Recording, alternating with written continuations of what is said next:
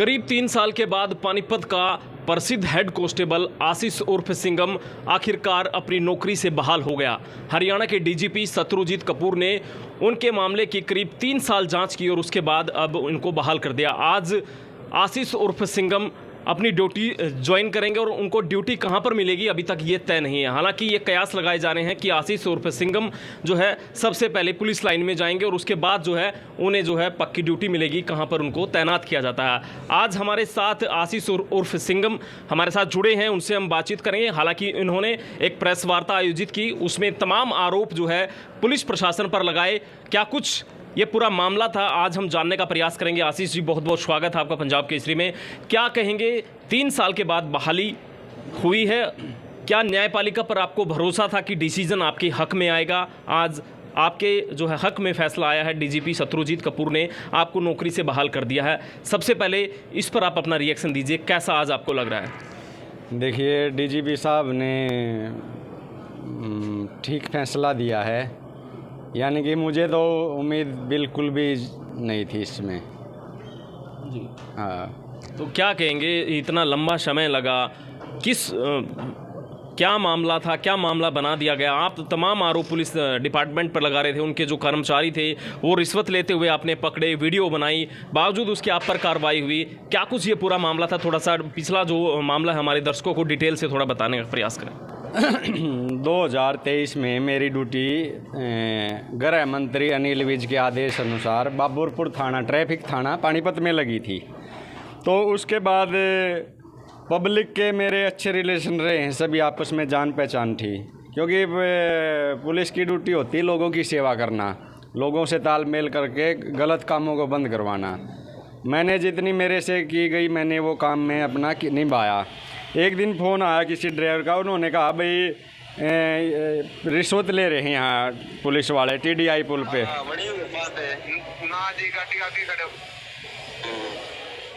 हाँ, 5-6 गाड़ी रोक रखी है जी, एक नहीं है, 5-6 गाड़ी का खड़े हैं सारे के सारे।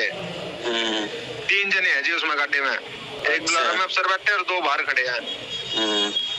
टीडीआई पुल पे है जी। पुल पर चढ़े पीछे पहले कोई आगे? पहले आगे दिख जाएंगे जी तुम्हें, पुल चढ़ते ही पहले ही सबसे पहले वही खड़े हैं। वही खड़े हो जा लिए जी, हम तो जा, यानी कि बड़ी बात। 100 रुपये लिए और कहते जाओ तुम। देखो 100 रुपये, मैंने कहा था वीडियो बना लेना। बड़ी बात है ना जी, गाड़ी आगे खड़े हो गए तो 100 रुपये लिए और कहते जाओ तुम। अच्छा, ये जो ड्राइवर का फ़ोन आता है, मैं तुरंत इसकी सूचना SHO यातायात बाबरपुर को देता हूँ, सब इंस्पेक्टर सुरेश कुमार को। उन्होंने कहा भाई आप जाके देख के आओ क्या मामला है। मैंने सोचा मैं ठीक है जाना चाहिए, जब जहाँ मेरी ड्यूटी है उसी के पास टीडीआई पुल पे करप्शन हो रहा है, तो एक पुलिसकर्मी की ड्यूटी बनती है भाई करप्शन को रोकें। वहाँ पुलिस वाला, मैंने वीडियो भी बनाई दूर से उसकी, और देखा तो वो पैसे ले रहा है। 8-10 व्हीकल उसने रुकवा रखे थे। फिर मैंने SHO को फ़ोन किया।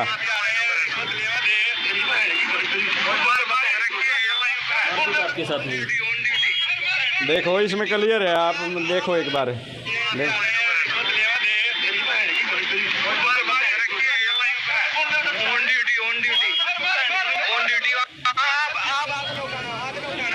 यानी कि मेरे साथ ही मारपीट की गई, और पब्लिक के लोगों ने वहाँ मौके के गवाह भी थे। वहीं उसी टाइम उसके खिलाफ सेक्टर 13-17 थाने में शिकायत कर दी गई, और उसके बावजूद भी उस भ्रष्टाचारी थानेदार के खिलाफ कार्रवाई ना करके चुपके से उन्होंने मेरे खिलाफ FIR दर्ज कर दी, और मुझे कपड़े तक नहीं बदलने दिया। वहाँ पुलिस लाइन में ही मेरे को अरेस्ट करके लिया है, नंगे यानी कि कपड़े भी नहीं पहनने दिए, और मुझे जेल में डालकर मुझे बगैर इंक्वायरी के मुझे नौकरी से निकाल दिया। ये SP का फैसला आप कैसे देख रहे हैं कि बिना किसी जांच के आपको डिसमिसल कर दिया? क्या पहले भी इस तरह के एग्जाम्पल देखने को मिले हैं, किसी को पहले भी इस तरह से डिसमिस किया गया? नहीं, बहुत ही कम चांस हैं। कोई मान ले आतंकवादी गतिविधियों में है, ऐसा देश विरोधी गतिविधि जिसमें भाई वो यानी कि आतंकवाद की घटना दी हो, दंगे फसाद हो जाएं, उस तरह के मामले में ये पावर यानी कि अपनी पावर का गलत इस्तेमाल किया गया है SP के द्वारा। ऐसे नहीं किया जाता, पहले डिपार्टमेंटल होता है, उसके बाद ही जो डिसीजन होता है। ये तो वही बात हो गई 323 का कोई कोर्ट में मुकदमा हो, उसमें सज़ा हो 2 महीने की और जज उसमें उसी धारा पे फांसी की सज़ा दे दे, वही काम हो गया ये तो। क्या कहेंगे उस समय के कार्यकाल को लेकर, एसपी के कार्यकाल को लेकर क्या कहेंगे? पानीपत की कार्यशैली कैसी थी, पानीपत पुलिस की?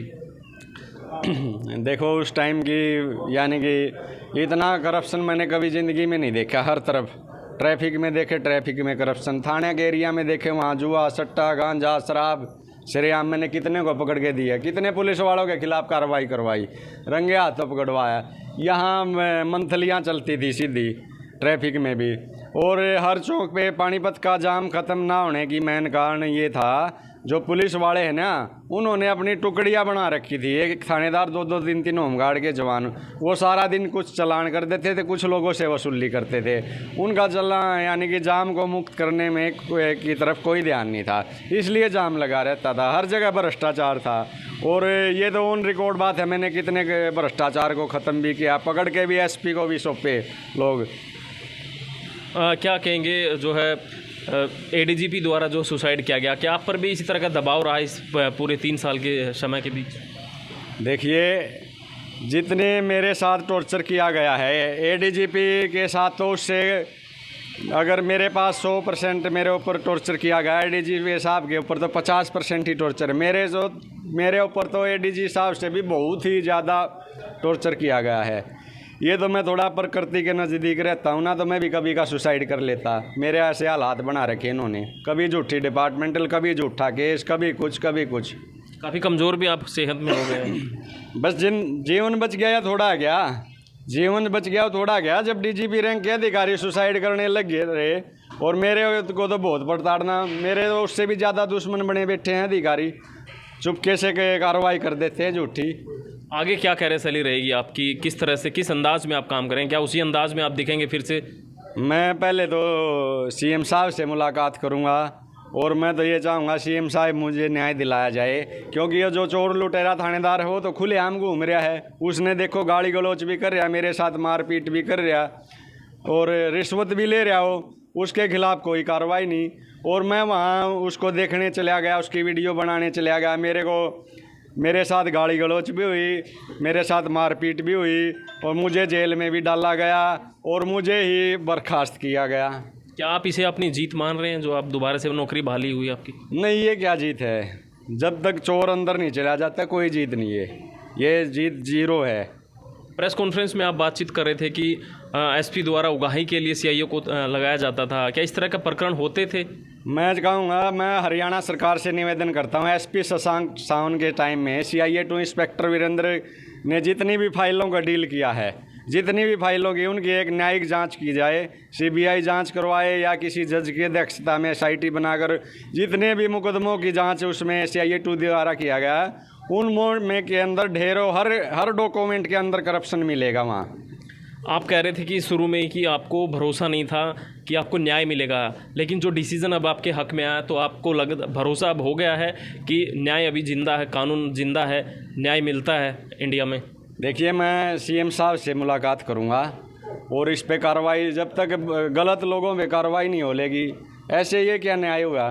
मैंने तो कुछ किया ही नहीं, मैं तो बेवजह सजा भुगती इतने दिन, ये न्याय नहीं होता। डीजीपी शत्रुजीत कपूर के बारे में क्या कहेंगे? देखो, डीजीपी साहब से मुझे उम्मीद नहीं थी भाई मेरा ये काम कर देंगे, लेकिन डीजीपी साहब कर गए, उनका बहुत बहुत धन्यवाद। इतना भी किया और मैं आगे सीएम साहब से मिलूँगा।